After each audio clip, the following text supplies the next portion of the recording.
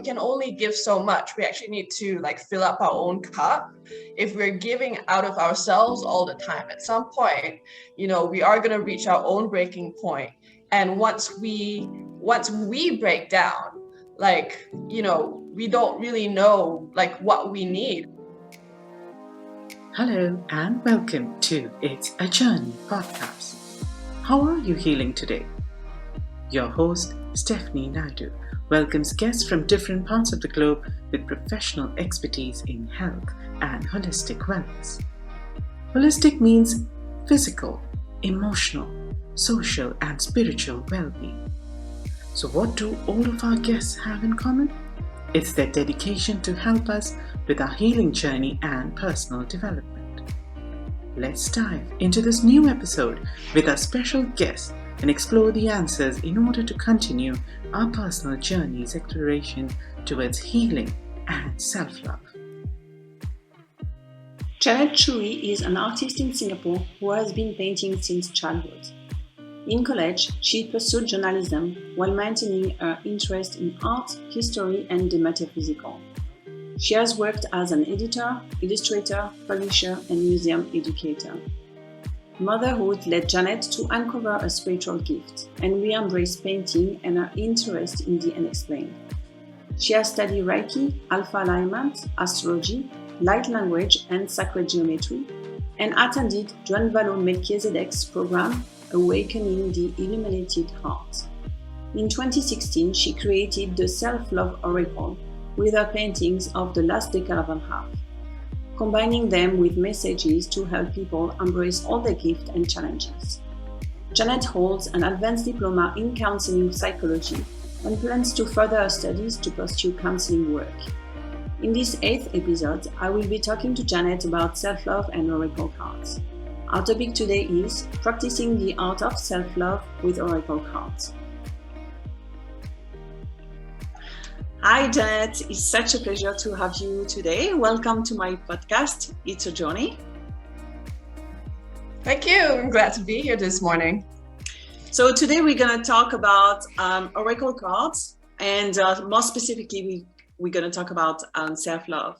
So if you could introduce yourself and tell me how you became an astrologer, artist, and writer, that would be great. Okay, so I'm Janet. I'm the artist and creator behind the Self-Love Oracle. So these are the oracle cards we're going to talk about this morning.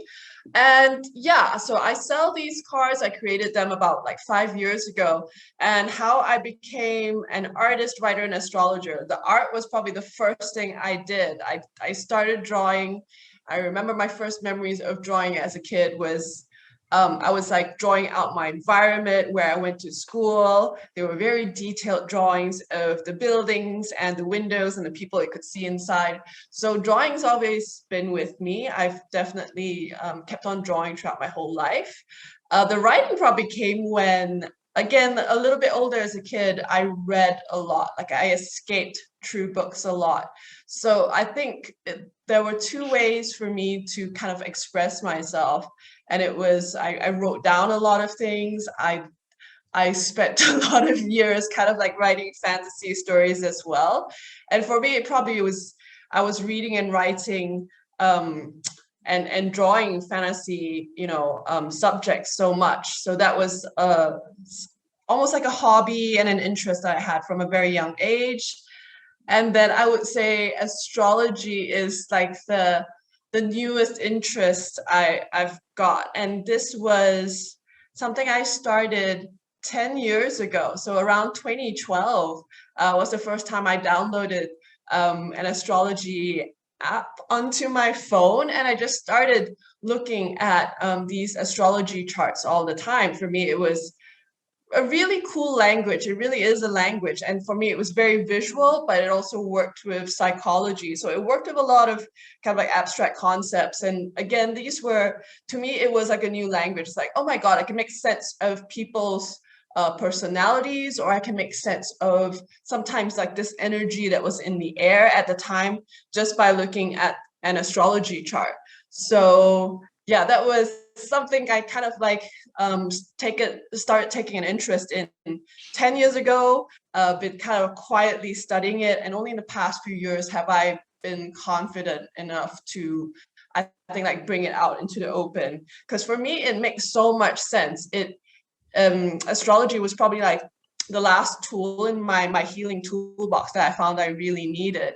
When people kind of, I guess, grow up and they start living in environments which might be telling them, oh, this is a problem with you, or you need to change this part about yourself. I mean, we all have challenges, but sometimes like we might be a bit too hard on ourselves. So it actually does go a lot with that self-love theme, because if you don't even know like that some of these things that you have inside yourself are almost like innate, they were in your birth chart. Like I can look at someone's chart and say, you probably had this challenge like since the very beginning. And it could have been something they were beating on themselves very hard. But sometimes it's like once you say, no, it's okay, like it's part of your makeup, but we're going to try and help you with it today. It's such a relief. And that was basically like how I use astrology as well. Like I really feel that it helped me on my own kind of like self-love journey. I'm hoping to kind of like bring that to more people. So yeah, artist writing, astrology, that's how it's now all fitting together for me. Super. And talking about self-love, I found that this has been associated with selfishness for a long, long time, and we are like kind of like moving away from that, and it's more like about self-care. Why do you think it's so difficult for us to practice self-love? I actually like how it's getting more attention now. I feel that we, especially like in the last 2 years, it's become so important to take care of ourselves, because like it's almost as if the outside challenges have gotten to this point where we realize actually these things are important. I think maybe if we were brought up in these environments that kind of told us, oh, thinking about yourself, taking care of yourself, it's selfish. It's just as you said, like we're supposed to put other people first. And when you really think about it, it's like, but we can only give so much. We actually need to like fill up our own cup. If we're giving out of ourselves all the time, at some point, we are going to reach our own breaking point. And once we break down, like, we don't really know like what we need. This is something I kind of reached in my own life. Like if you're helping people and putting other people first, at some point when you need help, you might not even know what you need. And so for me, self-love is actually all part of like learning about how to live your life, how to take care of yourself, what your body needs, what your emotional needs might be. And the thing is, it's like the better you take care of yourself, the better you are in top form, in terms of your physical health, your mental health, and even your emotional health. And you've got all these tools. If you already know how to use these for yourself because of your own self-love practice, actually, if you really care about the people around you, then you start giving them your best, as opposed to giving from a cup that keeps emptying and emptying until, something builds up, be it resentment or ill health. So it's a very practical thing. I think we need to kind of like reframe self-love, not so much as selfishness. It's definitely part of self-care. So I like this little side lane into self-love using the self-care route, because I think that now all of us can agree that self-care is very important. I think now more than ever. So I'm glad for it. I'm really glad self-love is getting the attention that it is now. I think it really makes kind of like taking care of everyone easier when we all know what we need at any point in time. We're not just like playing guessing games and exhausting ourselves. Absolutely. Yeah. And did you have like at the time, did you have like a specific inspiration for picking this theme rather than another one? I know that I know that you are a mom, so I don't know when you became a mom. I don't know if like something was like something. Yes. I don't know whether all moms had the experience that I did, but I think being a mom is exhausting. And for me, it was like when my daughter arrived, I felt as if I was thrown into the deep end of the pool, because she was actually born with a small congenital defect. So I wasn't just taking care of like a regular baby. I don't know if there's such a thing as a regular baby, but she did need a lot of extra care in the first year of her life. So I found myself under this extra pressure. And it really was a learning journey for myself. It's like, not only was I taking care of this baby, but I realized like it was a very hard lesson. Like I also needed to be taken care of as the mom. Like if I was like her primary caretaker, and if I was breaking down, then it wouldn't do her any good either. And so it was kind of a long journey in terms of like finding out what I needed. And it really went into details. Like I needed quiet time, I needed rest time, I needed someone who could take over, I needed more sleep, I needed some like this kind of food. And it was a very steep learning curve. And strangely enough, it was also the time I felt as if I needed art more than ever. There's this thing about somehow for me, my self-care and my self like replenishment actually needed art to be part of my life. Like I can't just set it aside and go, oh, I've got a baby now, I can't paint anymore. I actually was craving it so badly. So it took me some time to kind of like figure that out. Like it was an essential part of my life. So there were a couple of years that were pretty difficult. And I found myself a few years down the road, I was looking at a very different life. I actually did go through a separation and divorce like a few years after the arrival of my daughter. But it was also around this time I actually found other really strong women, other really strong single mothers who had either, they had gone through that process of motherhood and doing it by themselves. And we were all kind of like spiritually inclined as well. And so being in that world of, okay, now we've got to take care of ourselves holistically. Now we've got to take care of ourselves spiritually as well. And these meditation exercises and habits that formed actually even before motherhood, I found myself bringing them back, and we were doing things like self-love meditations. So you could say it started as a group effort just because I was around these women, and we were kind of like teaching self-love. And even then I feel as if I was just at the beginning of a journey. I feel like I know more about self-love now than even then. So even though it was a kind of a collaborative idea, and I was the one kind of like putting the art into it, I feel that actually building the deck and all the things that have happened since the deck was created, I keep learning more and more about self-love and about how essential it is. So I feel lucky in terms of even before I knew completely what I was doing, somehow I managed to create it. And it's still wonderful to hear how people are using it and what they're getting out of it, because I feel as if I was still new at the time. Yeah. I've learned more since then. Maybe there's another deck coming. But well, it's a wonderful tool, and I have to say that I don't know what I was looking for on internet, and I found your deck, and I was like, this lady's in Singapore. Okay, I'm gonna try. And since then, I totally fell in love, and I use it like every day. I love the very dedicated and very beautiful artwork. I love the, each time there is like a little sentence, and I'm gonna actually, that's the card I picked for today. Look deeper, and there is like one, like a few words here, and then there is a sentence, and the artwork is so beautiful, so inspiring.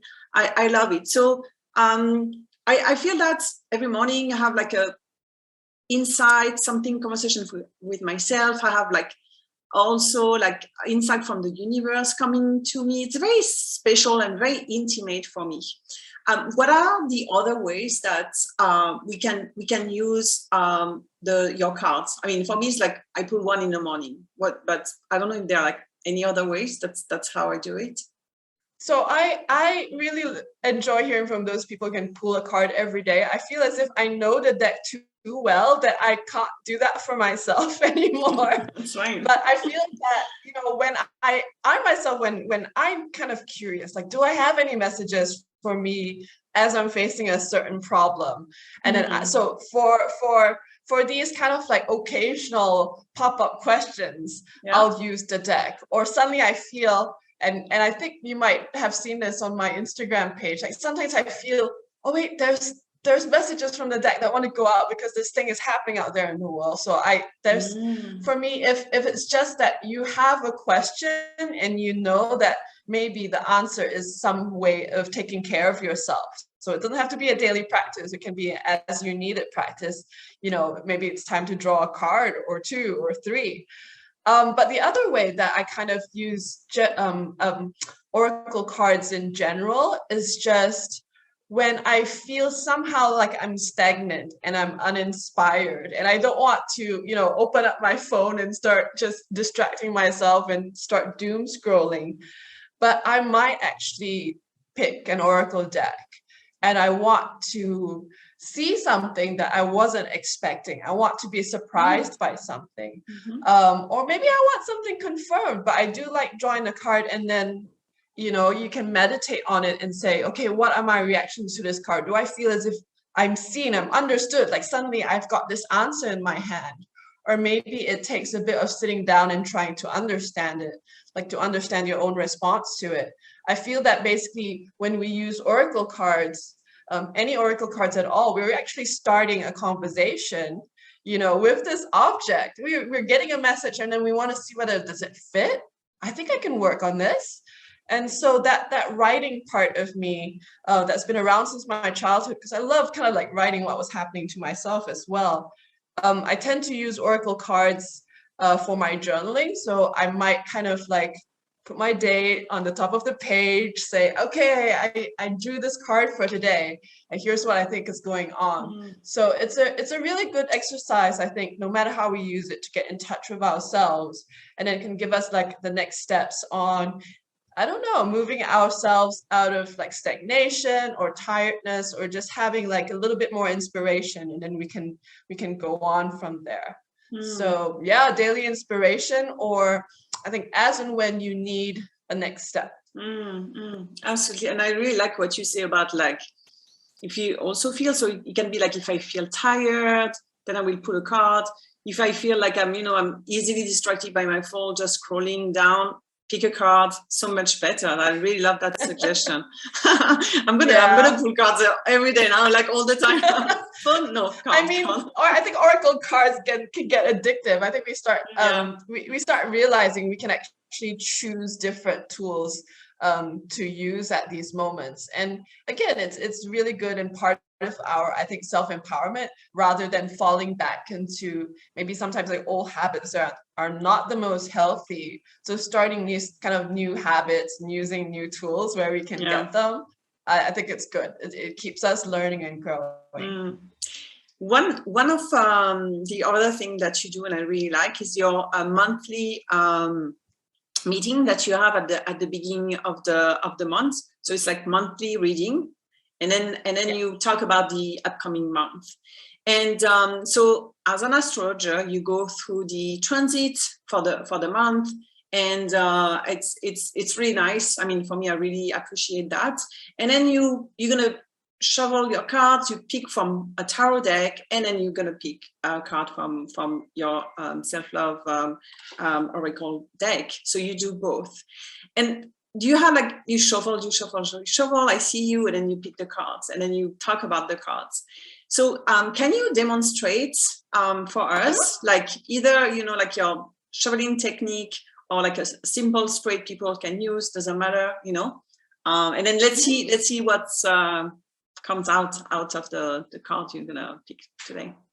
Okay, so for those who work with oracle cards, if they only have a deck, or even if they have several, I think one thing that a lot of people start out doing is they'll like look at all the cards before they start using it, and which is fine.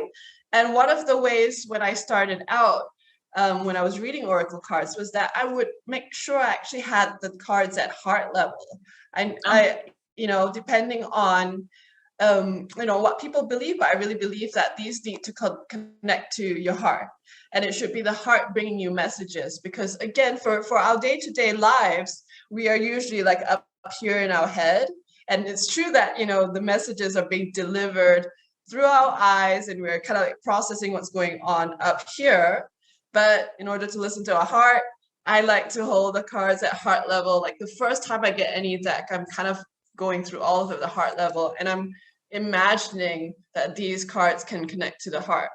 And so once that connection is established, and I feel like these two now have a bit of a relationship, and that's when I also know that there's no right or wrong way to shuffle. I just shuffle this way because that's the way I've been shuffling since I don't know, since I've ever played with cards.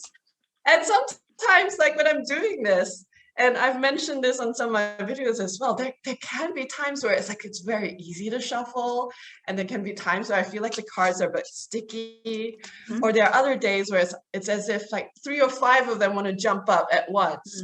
And so for people who are using cards for the first time, I'm going to say you're never doing it wrong.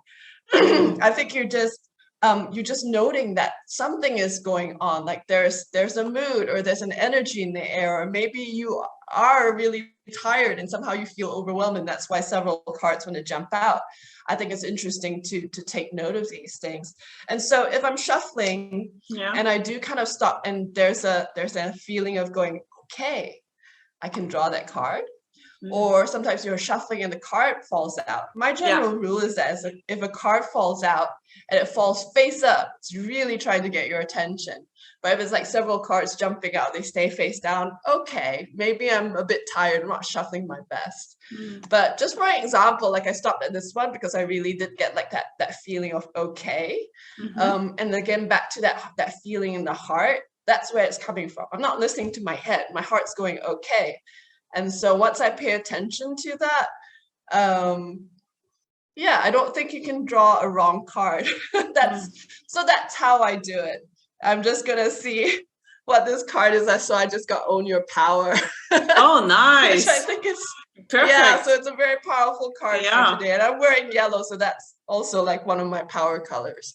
But it's one of those things where it's exactly what I said. I feel that we're always trying to think and think and think.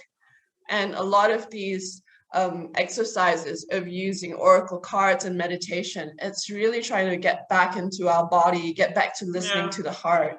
It's just that sometimes we get these tools to play with, and it makes it a bit more, again, more playful, more joyful. And that's also when we start relaxing and start really like coming into these like deep wells of wisdom and power that we haven't been accessing because we're in the wrong place, maybe.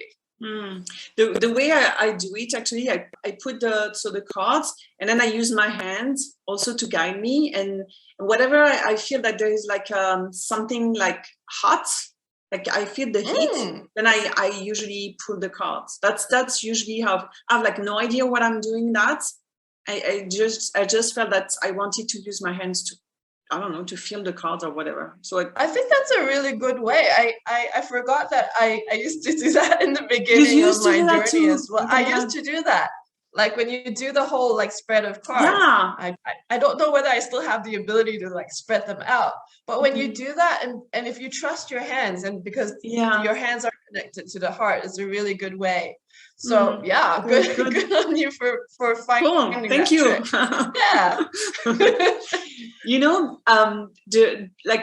So with the consultation, you have like with your clients, is there something that's one topic that people are really drawn to, like they always come back about, like asking that specific question? Yeah, so the 2 types of question that I get the most often. One would be, what am I supposed to do? Like, what's my career? Where should I go? That one is a good one for astrology. But I think the overwhelming question I get most of the time, and why people seek me out, is relationships.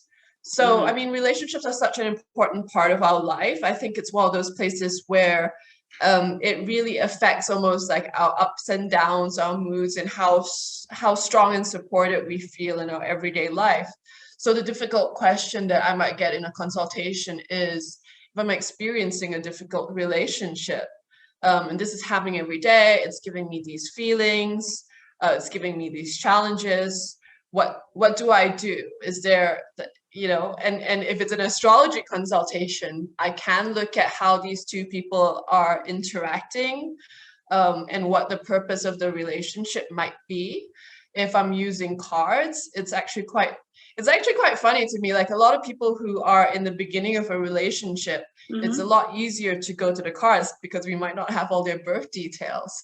Yeah. But it's quite interesting what the cards will reveal about that person as well. And you can kind of see that, in any relationship, I need to remind people about this, that the dynamics of it actually come from the two of you. So back to self-love, it's like, if you're having challenges in a relationship, no one person can solve it by themselves. You're actually now in a dynamic where two people need to work together. And so, like, no matter whether it's astrology or card reading, I have to remind them of this. If it's two people who need to work together, but the effort's only being made by one person, and very commonly it's the client who's trying everything, including, coming to me. My first kind of question is, how much is this other person going to work with you? Are you going to have a heart-to-heart talk, or is it going to be something where you keep trying and trying, and you're actually avoiding that difficult emotion of maybe seeing them for who they are? If you're dealing with long patterns and the patterns are not changing, then the only person who can kind of change is you. So it's one of those things. It's like, it's a very common reason why people come to me. And yeah, there are some answers that I can give them, but it always goes back to the self-love. It's like, what are you actually ready to do, and what are you trying to avoid? And that question about what that person is trying to avoid in terms of a realization, in terms of dealing with maybe guilt or regret or disappointment, all these things that they're avoiding, it's still going to come back. They still need to process it. But sometimes we're avoiding these things simply because we don't have the tools. Like, we don't have someone telling us, okay, I know it sucks, but it's going to be temporary. And if I check your chart for you, I can tell you, like, when, new love or new luck is going to come in again. So all these things, I feel like, in terms of, that's the most common question. How do I get through a bad patch? How do I get through a bad relationship? How do I get through this challenge that I'm facing at the moment? And I find it's really important to not so much promise that suddenly magically things will change around them, but the solution's always with them. One part of the solution, at least like one half of the solution, is with them, and they can kick that into action. Super. Thank you so much for the insight, for sharing that with us. It's really, really interesting. Before we close this discussion, there is one more question I always ask my guests, and it's about a daily practice. So I'm going to say, daily, or like your routine. Do you have one? And what do you do? So I have a bit of a haphazard routine, as in I try to get some exercise in every day, and I try to do it in the early morning. So if I'm up, like, before it's fully bright, then I'll definitely go for a walk, and I make sure I stay out in, somewhere around nature for at least half an hour. So that does help me have days which I feel a bit more calm and more grounded. And yet, like, during the time that I'm having my walk, I'm also, like, selecting my music playlist and making sure that I'm listening to something I really like. So it's a good reminder, I think, of what we have to look forward to, what we enjoy. And then I think also there seems to be like a special club of people who are up so early that morning. So we start recognizing each other and greeting each other. It's like, it's such a small thing, but it's such a big thing too, like setting the tone for your day. So even if I don't know their names, I kind of like start recognizing them and like building that little like parasocial community.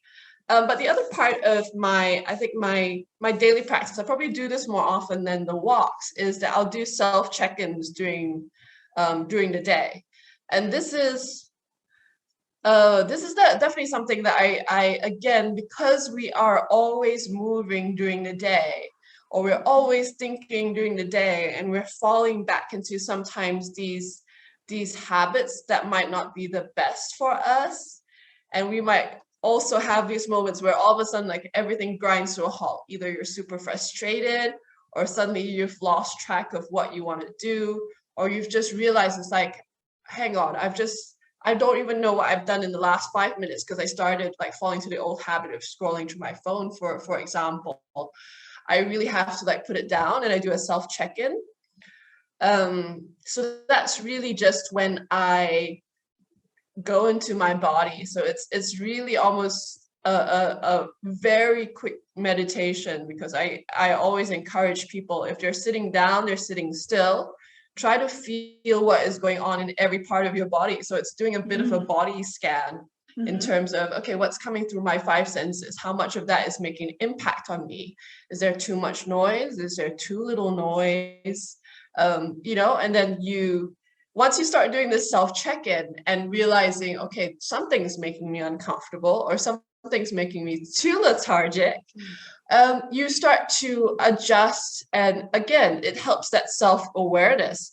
It helps that being proactive and going, okay, I know what I need now. So I think it again, like in terms of forming connections and forming relationships, we do need to have that relationship with ourselves, like our inner wisdom, our body. So I think that's where the self check-in is really important, because I'm really just like, it can't be my head controlling the whole day. It's so easily distracted. It's so easily like sucked into weird little rabbit holes. So it needs to be that power almost needs to be shared with the other parts of me. And that's where I think the self check-in really works. Beautiful. I love it. Thank you so much, Janet, for this wonderful conversation, and thank you so much for creating this deck that's really makes a difference in our lives, in my life, and it was so lovely to talk to you. Thank you. Thank you so much. It's been lovely talking to you too. Thank you. You can learn more about Janet and her monthly readings on Facebook at Janet Chui Art, and on Instagram at janet.chui.art. I also invite you to visit www.janetchui.com. All the links are listed below in the comment section on YouTube.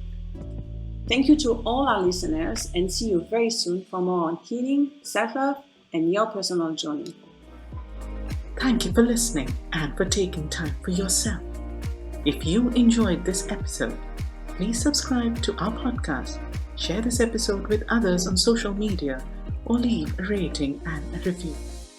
To catch the latest from Ujvati, follow us on Instagram, Facebook, or Twitter at Ujvati. Thanks again, and see you on the next episode.